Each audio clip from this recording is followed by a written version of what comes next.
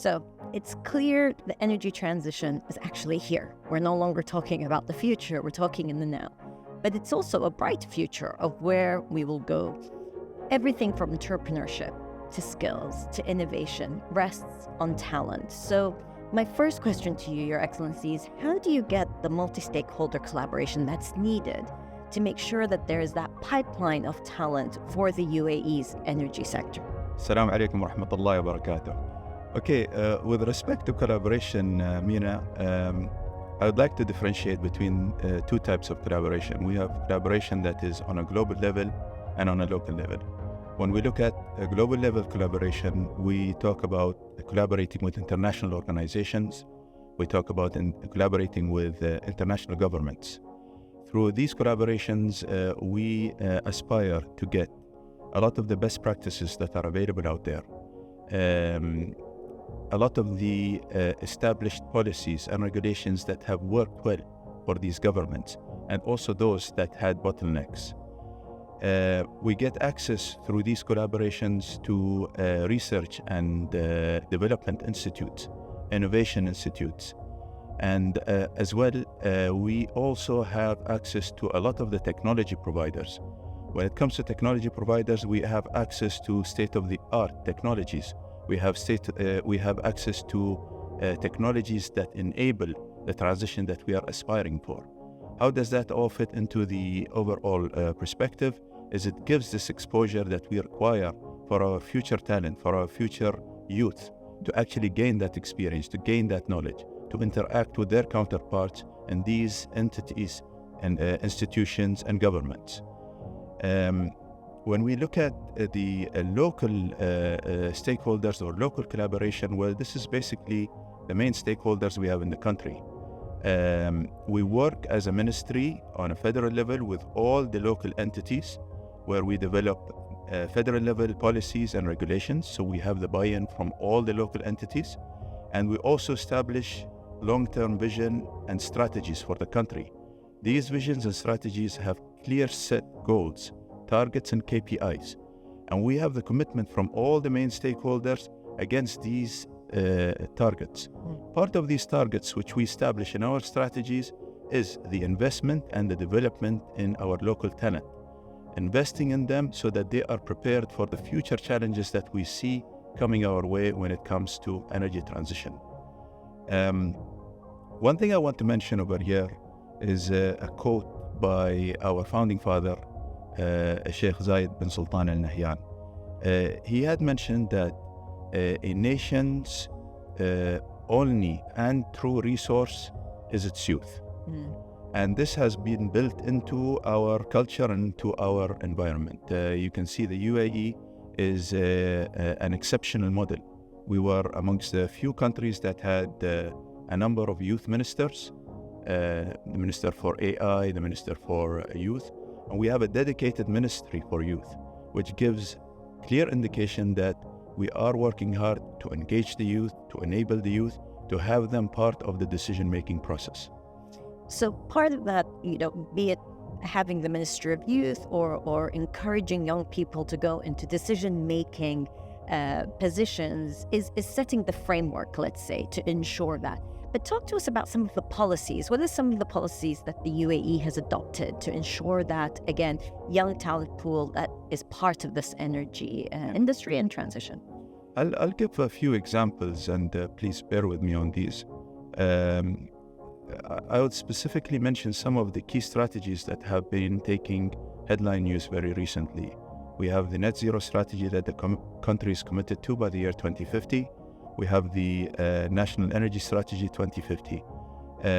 These two strategies require quite a lot of input and engagement by the youth. The reason why I say that is the challenges that lie ahead in transitioning into a net zero future is not easy. And for whoever thinks that it's going to be a piece of cake, I assure you that is not the case. We require local talent that actually embarks in equipping themselves with the necessary tools to face these challenges. We encourage a lot of our youth to focus in terms of majoring in engineering disciplines, renewable energy, sustainability, AI, digitalization. All of these are required tools that the youth have to enable and to deliver our strategies. I'll be very blunt over here. Yes, we have set the stage, we have set the vision, we have developed strategies, we have put goals and KPIs, but it is the youth that are going to deliver this. No doubt in my mind. So they have to equip themselves to be prepared for this big challenge. There are other policies that we have developed. One specific which I want to talk about is the demand supply management program that we have in the country. Everybody talks about curbing emissions and reducing emissions. For me, the best way to reduce emissions is to control your energy consumption. So any kilowatt hour that you don't consume, you don't need to cater for its emissions. It's that simple. So the demand supply management program that we have embarked on is based on working across 4 major sectors: industries, transportation, buildings, and agriculture. And we are targeting to reduce electricity consumption by 40% and water consumption by 51%. Where does the youth play a role in this? Well, there is a major vertical that we are focusing on, which is called awareness. There has to be an awareness where everybody, starting from the youth, have to build this into the culture. We have developed a educational toolkit that we have passed on to the Ministry of Education, and we are currently incorporating this into the curriculum for different levels of the education, starting from KG all the way to secondary and graduate school. And again, the idea over here is you want to build it into the culture so that it becomes part of life. Sustainability becomes part of life. These are just a few examples. We have other examples like the National Hydrogen Strategy, which will be launched officially in the beginning of November. It's built on 10 elements. One major element is developing the necessary skill of tools that we require for the future young UAE nationals to be able to deliver against this strategy. So I can go on. It's really interesting because when we talk about youth and energy transition, one element is the talent pool and those that will work in the industry and work across, with different skills, work along this. But what you're referring to is also the wider participation of youth. So all young people, I guess all of society has a role to play, but young people, be it awareness or in terms of culture and how they're going about their day-to-day life. So it's a really interesting take that you're not just thinking in your own industry, but it's on the national level. Across the board.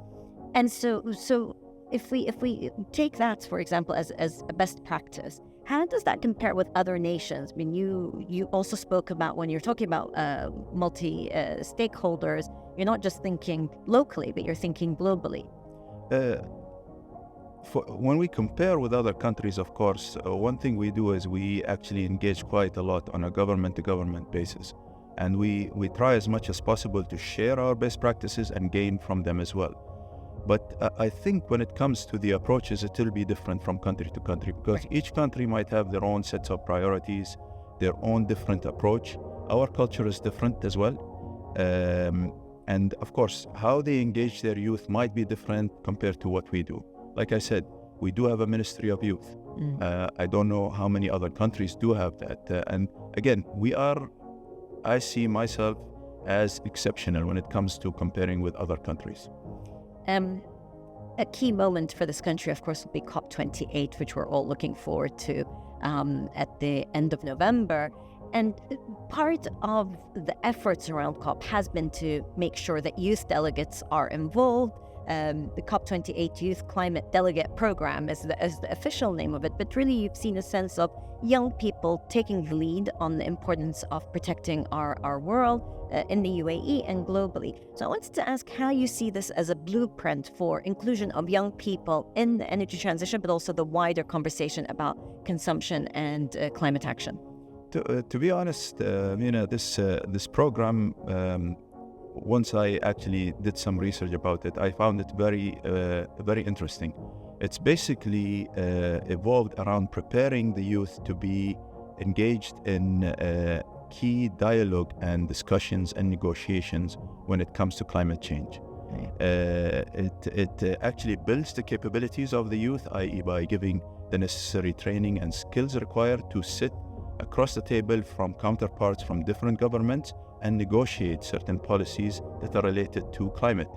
It also gives the youth an opportunity to rub shoulders with key decision makers, with leaders, with experts, gain experience from them, and also express their views and their concerns when it comes to climate and their concerns about their futures.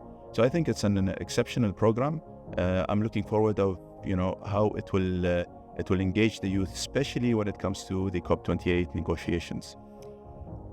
And that's part of that culture shift, right? So when you're enabling young people, educating them, but also then getting the feedback from them. So it really seems a two-way or multi-way conversation, whereas in days of old, I'd often hear conversations about youth inclusion. It's more how we talk to the youth, not actually to hear back. And I think that's going to be important. You mentioned the National Energy Strategy, updated National Energy Strategy for the UAE.